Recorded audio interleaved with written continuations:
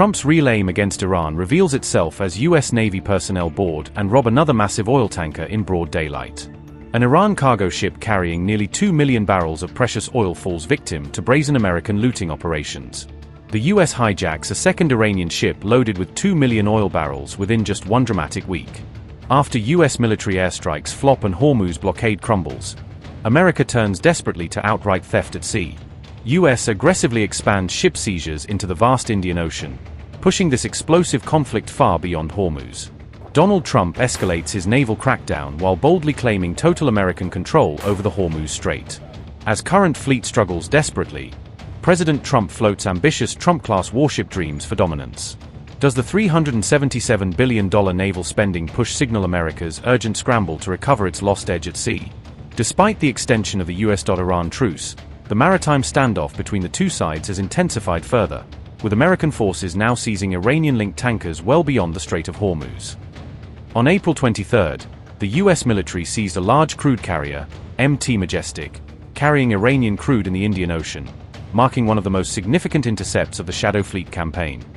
U.S. Attorney Jeanine Pirro stated that the seized ship, MT Majestic, carried approximately 1.9 million barrels of Iranian oil, reflecting the scale of Iran's maritime export network. Pirro also noted that the similarly seized tanker MT Tifani, taken earlier in the week, also carried roughly 1.9 million barrels of Iranian crude, underscoring a pattern of high-volume captures. The location of the Majestic seizure was close to where the Tifani was boarded earlier in the Indian Ocean, suggesting that U.S. forces are focusing on a specific corridor used by Iran-linked tankers. Pirro added that her office has executed some of the nation's most complex seizure warrants, positioning these operations within a broader legal framework for targeting sanctions-busting vessels. The attorney also hinted at the earlier seizure of oil tankers carrying Venezuelan crude, including the ship's skipper, Bella 1, and Veronica. The U.S. Department of War justified the operation as an effort to intercept ships that are alleged to be violating sanctions and supporting Iran's war-related revenue flows. These seizures form part of a wider American crackdown on Iran's so-called Shadow Fleet, a network of tankers that operate under false flags or limited identification to evade scrutiny. The broader aim is to squeeze Iran's oil revenues, which have long served as a critical source of funding for Tehran's military programs and regional activities. The U.S. military has claimed that its blockade and interdiction measures have so far forced at least 33 ships to turn back or return to port while attempting to navigate the Strait of Hormuz area. The latest seizure of the Majestic came shortly after President Trump claimed total U.S. control of the Strait of Hormuz and issued shoot-and-kill orders against vessels ignoring the blockade. Donald Trump said, and I quote, "Iran is having a very hard time figuring out who their leader is. They just don't know. The infighting is between the hardliners, who have been losing badly on the battlefield, and the moderates, who are not very moderate at all, but gaining respect, is crazy. We have total control over the Strait of Hormuz. No ship can enter or leave without the approval of the United States Navy. It is sealed up tight, until such time as Iran is able to make a deal." Unquote.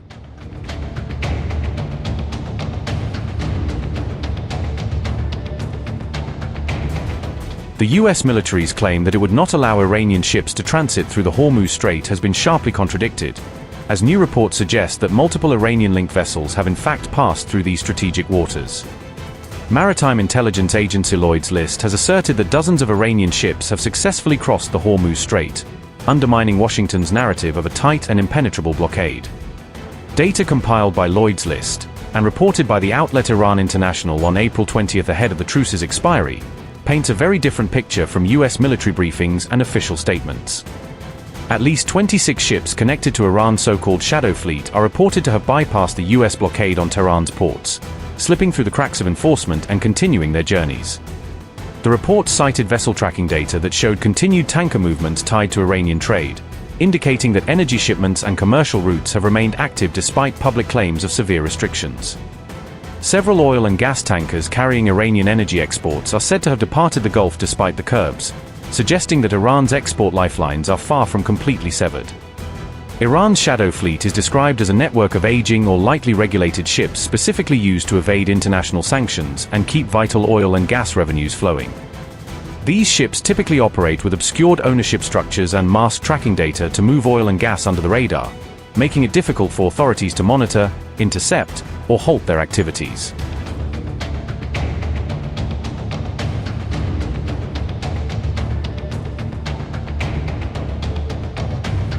The US Navy Secretary chose a striking farewell message, sharing a teaser clip of the new Trump-class warship as his final post on social media. In his post on X, John C. Phelan declared that the BBGX platform was designed and built for the fight ahead, signaling it as the spearhead of America's future sea power. Just hours after that message went live, the Pentagon announced that Phelan would be leaving his position as Navy Secretary, with his departure taking effect immediately. The US Navy has unveiled an eye-watering $377.5 billion budget proposal for fiscal year 2027, aimed at massively expanding its future fleet. Reports say the plan, released by the Department of the Navy, represents roughly a 23% increase over the previous year's funding levels, underscoring just how urgent leaders see the naval buildup. At the heart of the blueprint are the so-called Trump-class battleships, designated BBGX, which are being pitched as the answer to China's rapidly growing naval power.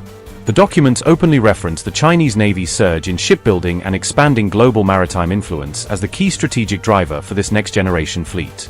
Under the broader Golden Fleet initiative, the Navy ultimately envisions fielding between 20 and 25 new major warships over the long term.